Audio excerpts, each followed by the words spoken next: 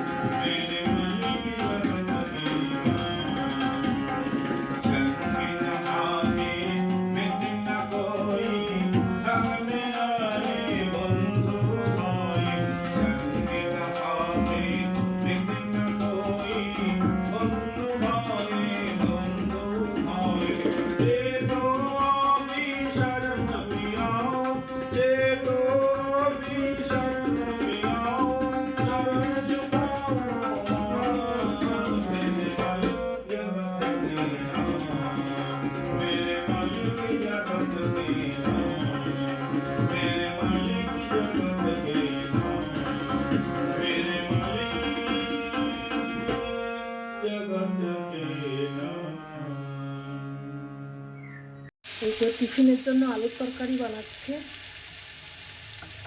যাবো বলে বলেছিলাম শাশুড়ি মাকে দেখতে, কিন্তু ফোন করে জানলাম যে আগামীকাল আসবেন ডাক্তার দেখাতে।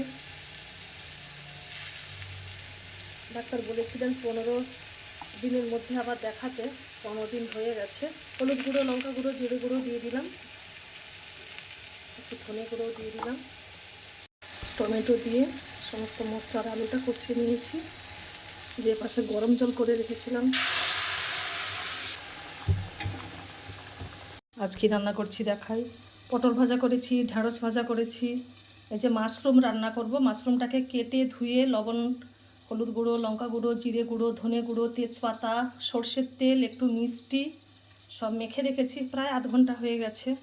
আলু পটলের তরকারি করব, ডাল করেছি, এই যে উচ্ছে আলু ভাজা করছি। আজকে বাড়িতে গেস্ট আসবে, তাই অনেক কিছু রান্না করছি।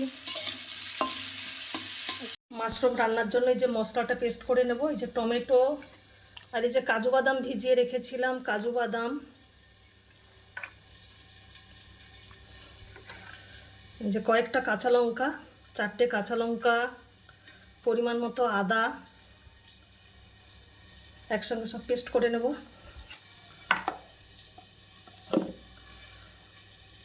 মাশরুম রান্না করার জন্য মশলাটা রেডি করছি। প্রথমে তেলের ওপরে এলাচ, লবঙ্গ, দারুচিনি দিয়ে দিয়েছি। তারপরে যে মশলাটা পেস্ট করে রেখেছিলাম, আদা, টমেটো, কাঁচা লঙ্কা আর কাজু বাদাম, ওই পেস্টটা দিয়ে দিয়েছি। একটু মশলাটা কষিয়ে নেব, প্রায় 10-15 মিনিট, একদম তেল ছেড়ে বেরিয়ে আসবে। তারপরে ম্যারিনেট করা মাশরুমটা দিয়ে দেব। মশলাটা কষানো হয়ে গেছে। এই যে মশলা থেকে তেল বেরিয়ে এসেছে। এটা খুব ধিমে আছে কষতে হবে, যেহেতু কাজু বাদাম আছে, ওটা কড়াইতে লেগে যায়, ওই জন্য আস্তে আস্তে করে মশলাটা কষাতে হবে, নাহলে পুড়ে যাবে মশলাটা। এরপরে এই যে ম্যারিনেট করে রেখেছিলাম এই মাশরুমটা দিয়ে দিলাম। এরপর লো ফ্লেমে ঢাকা দিয়ে দিয়ে আস্তে আস্তে রান্না করব। এই তো দুজনে বেরিয়ে পড়েছি, মন্দিরে প্রার্থনায় যাচ্ছি। এখন 5টা বাজে, 5টা 43-এ প্রার্থনা। রানী আসি, টাটা, চলে আসবো তাড়াতাড়ি। হ্যাঁ ও বাবা, তুমি এখানে শো। এই তো দেখতে দেখতে মন্দিরে পৌঁছে গেছি। প্রার্থনার টাইমকে আর 4 মিনিট বাকি আছে। এটা আমাদের মন্দিরের ঠিক পেছনের সাইড, আমাদের মন্দিরের পুকুর, ওই যে ঘাট, চারদিকে প্রচুর গাছপালা। এখানে সব সবজি চাষ হয়েছে, ফলের গাছ, পেঁপে গাছ, আম গাছ, জামরুল গাছ। আর দূরে দেখতে পাচ্ছি ওটা আমাদের আনন্দবাজার হয়। প্রার্থনার পর পুরো অন্ধকার হয়ে গেছে। আমাদের মন্দিরের ঘাট, পুকুর, আমাদের এই পুকুরের নাম অমর সায়র। এসে বর্দা দিয়েছিলেন নাম। প্রার্থনার পরেই আমাদের বেড়া কীর্তন হয় পুকুরের চারপাশ এবং মন্দিরের চারপাশ। আমাদের মন্দিরের ঠিক পেছনেই এই পুকুরের চারপাশেই আলো দেওয়া, প্রচুর গাছপালা, কত সুন্দর দেখাচ্ছে। ভিডিওটি আজ এ পর্যন্তই, আবার পরের ভিডিওতে দেখা হবে।